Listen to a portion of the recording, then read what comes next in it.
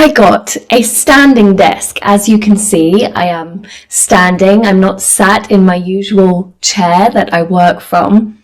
Apparently, sitting all day is just as bad for your health as smoking or not eating properly. And I had a bit of a health scare a couple of weeks ago, so I got a standing desk, so it should be better for my health.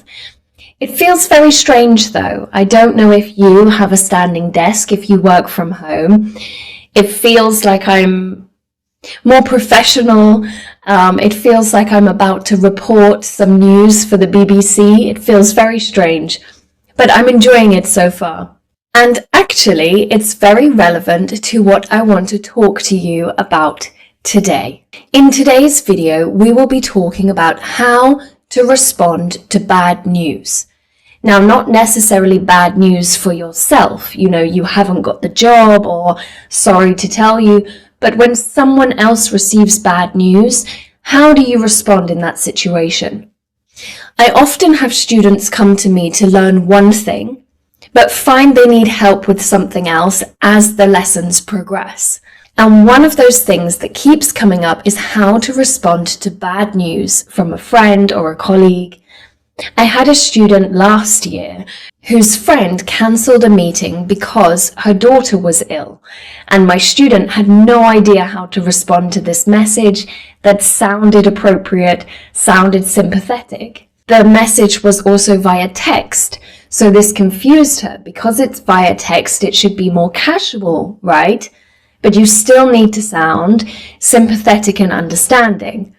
I had another student very recently who had some very sad news, and he messaged me to let me know he will not be continuing lessons because of this sad news. And I was stuck thinking, I'm not really sure how to respond to this that is going to seem appropriate and sympathetic enough.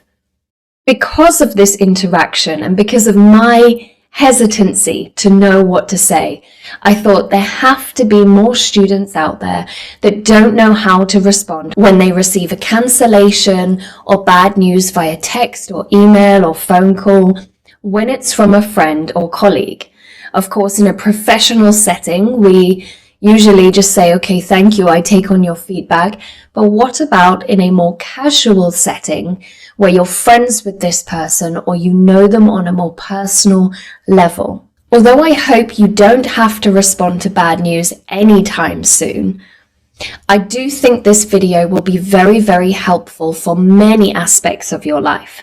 Let's start with something more casual. And of course, if this is your first time seeing me, hi, my name is Catherine. I'm an intermediate to advanced English teacher.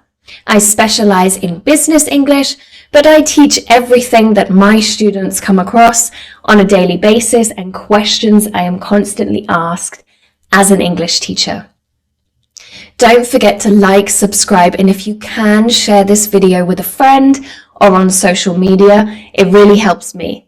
More casual situation. Someone cancels a plan, an event, a meeting that you had with them because they are not feeling well or the weather is bad, so they don't want to leave the house, or one of their children feels unwell, their pet feels unwell. Something very casual, something not dramatic. What can we say in these circumstances? I'm going to give you 4 sentences now, and you can mix and match these however you want. But it's important to note that you should always understand the person, recognize their situation, and then leave it on a positive. So for example, I've organized to go for coffee with my friend next week, but their dog has been taken to hospital. They say, sorry, I have to cancel because I need to be there to give him medication or whatever. Not a problem at all, I understand. See you next time. Very casual, very clear. Thanks for letting me know. See you Wednesday. Now, I use this a lot with my students because although it's a bit more casual, it's still appropriate for a working relationship. Hi, Catherine, I can't attend tomorrow's lesson because something. Thanks for letting me know. See you Wednesday. Now, of course, I have to know that I'm going to see this student on Wednesday. Otherwise, I would just say, see you next time. See you later. Hope you feel better. Hope your dog feels better. Something as simple as, hope you feel better soon. Talk soon would be enough. Hope you feel better soon suggests the person is unwell. So I can't come to coffee today because I have a headache. Hope you feel better soon. Talk soon or talk later. Let me know if anything changes. Speak soon. Now, this is quite good if you have plans with someone and you're kind of hoping that the plans still go ahead. So let's say they've agreed to meet you in 7 days' time. That's quite a long way away. So instead of me saying something like, hope you feel better soon, I might say, let me know if anything changes. What I mean by that is if you start to feel better before next week. Of course, if nothing changes, then I accept that you're cancelling and that's fine. But if it's so far in advance that you are cancelling, something might change in that time. Let's talk about, in general, how do we respond to bad news? So this is more progressively bad. It's not just me cancelling because I have a headache or my daughter is sick or my dog ate something it shouldn't. Perhaps your friend has received bad news from the doctor. Perhaps your family is having some sort of family drama. Perhaps a colleague has to leave the company for some reason, some dramatic reason. How do we respond in those more dramatic, what's a better word instead of dramatic? Those more surprising, shocking examples. First of all, we need to express our sympathy. Always. It doesn't matter if you don't sympathize, if you don't believe this person, it doesn't matter. You should always respond with sympathy as the first rule of thumb. So what you want to do is say something that demonstrates that you are sorry that the other person is having to go through that. I'm so sorry to hear that. That's really tough. I'm thinking of you. I can't imagine how you feel, but I'm here for you. So I don't know what this situation feels like, but I am here if you need anything. Now, literally, I'm here for you means I'm here in the room, doesn't it?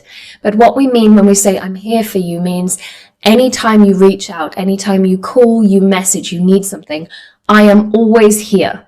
And if you want to emphasize, you can say, I'm always here for you. My heart goes out to you. Now, if you are a fan of American politics or you know a bit about what's been happening in America, you will recognize this. My heart goes out to you. But actually, before Elon Musk used it in a very negative way, it was a very sympathetic way to say, my heart, everything I'm feeling in my heart goes out to you. I feel what you feel. I understand what you're going through, or I don't understand, but I will try to understand and try to be here for you.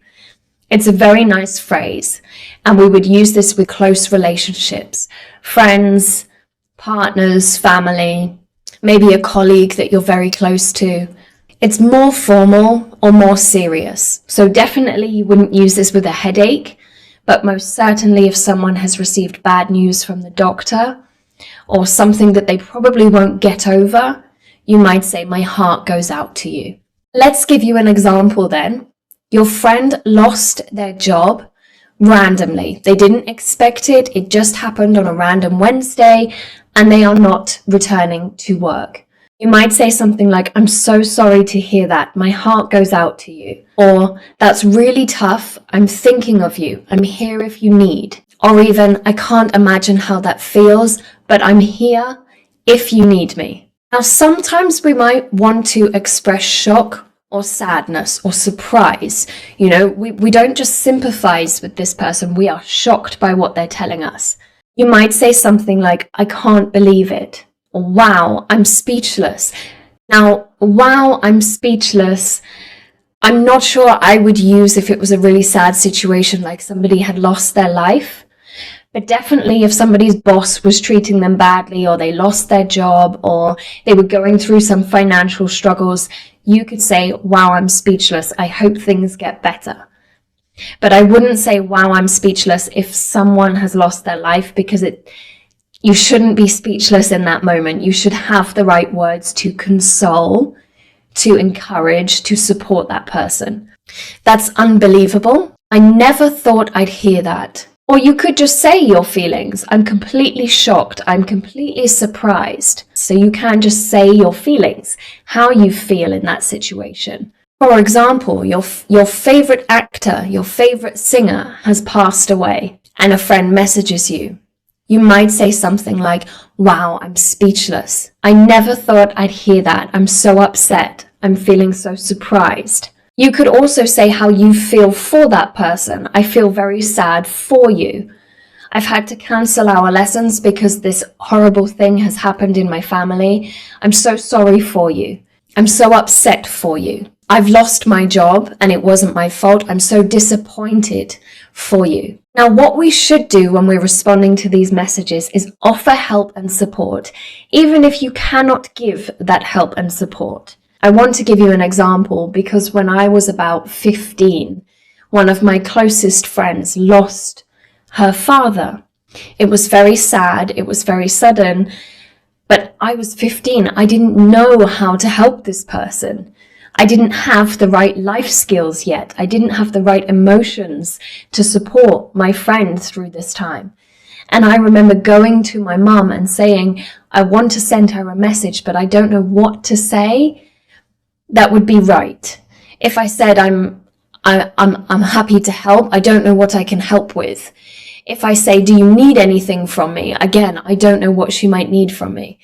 And my mum helped me at 15 write this message to my friend. And what we wrote is very similar to what I'm about to tell you today. Because even if you cannot offer help and support, or it's not your responsibility, or it's not your place to offer help and support, you should always say something that suggests you are willing to help if needed. Please let me know if you need anything.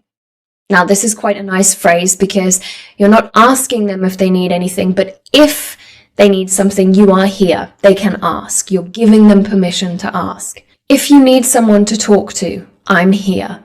That's very obvious. If you need someone to talk to, I'm here. I'm here for you no matter what. Now, no matter what means it doesn't matter what happens. It doesn't matter what we go through. I'm always here for you. So you can always message me if you need. Now, you can ask this person a question. And often I do this with my students because sometimes I can help in those situations. I might ask something like, is there anything I can do to help? Or if there's anything I can do to help, just let me know. So if you think you can help, you can absolutely ask in that situation. And if you're not sure how you could help, just let them know that you are available if they need it. For example, if your friend is going through a breakup, there's a phrasal verb there for you. Any ideas what that phrasal verb means? So a breakup is when a relationship ends and two people break away from each other.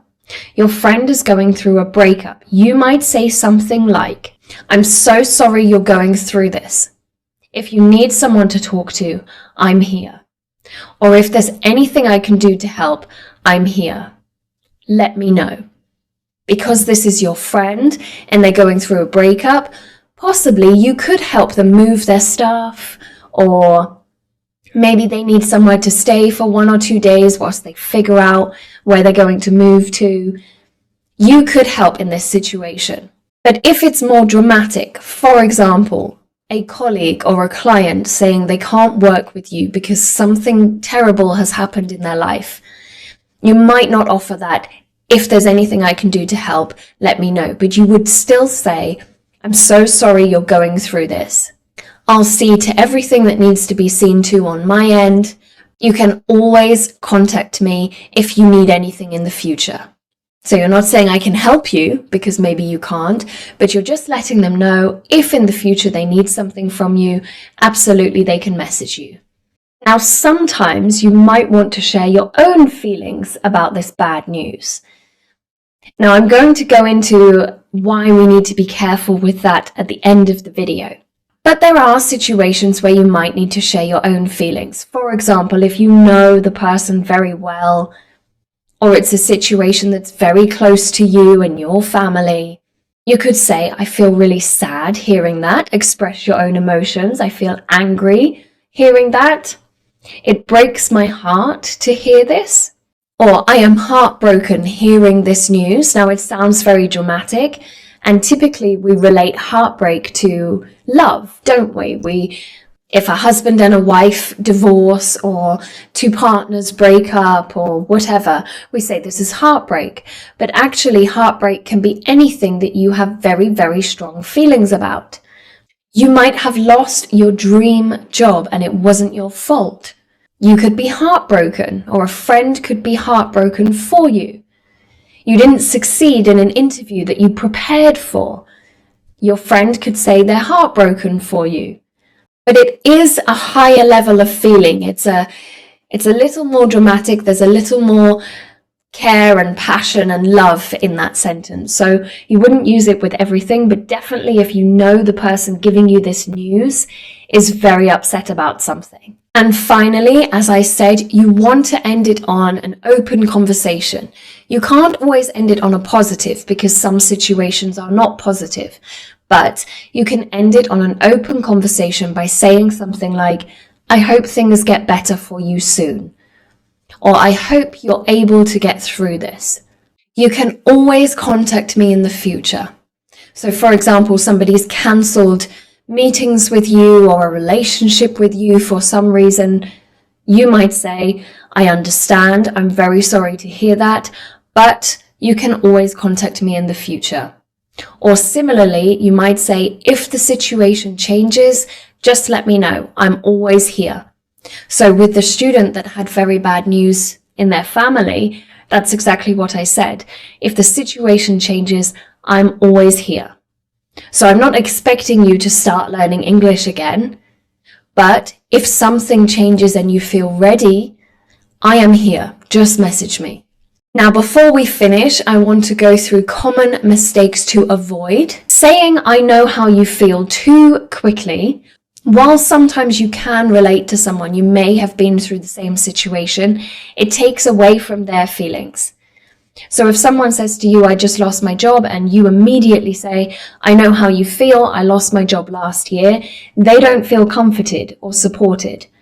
So in that situation, it would be better to say, I'm so sorry to hear that. How are you feeling? And then the next message, the next question, the next sentence you say is, I do know how you feel. It will get better.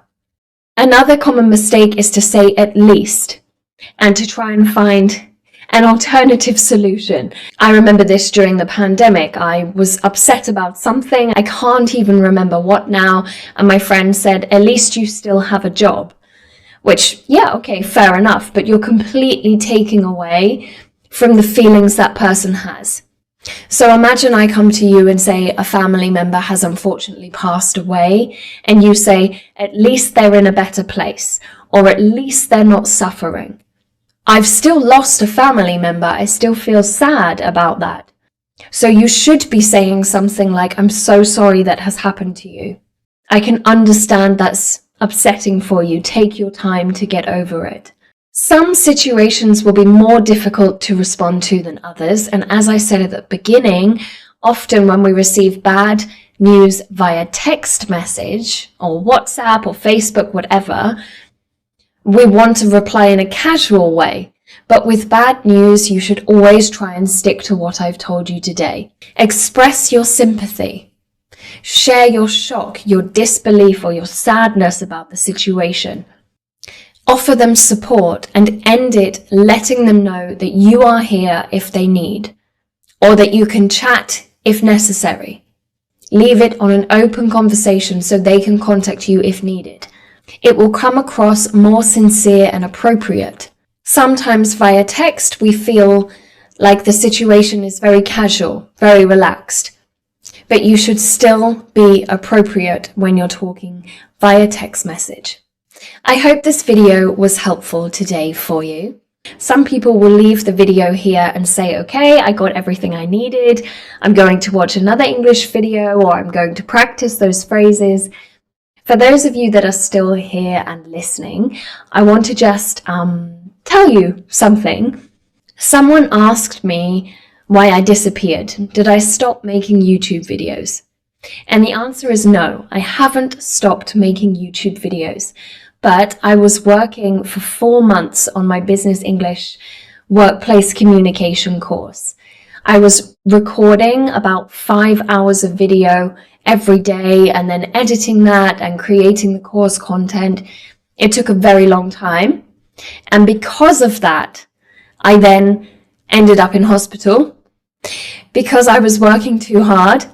I'm still here. I'm still making YouTube videos, but I'm trying to take it a little bit more relaxed and putting up videos when I have good ideas, but not putting pressure on myself to make a fantastic video every single week. When I have the ideas, I will make the video. When I don't have the ideas, I won't stress myself out because our health is the most important thing we have in life. And if you work from home and you work online, make sure you are taking care of yourself. So thank you everyone for your continued support, for being patient with me. I hope you enjoyed today's video. I hope it was helpful, and I will see you again, hopefully next week. Thank you. Bye-bye.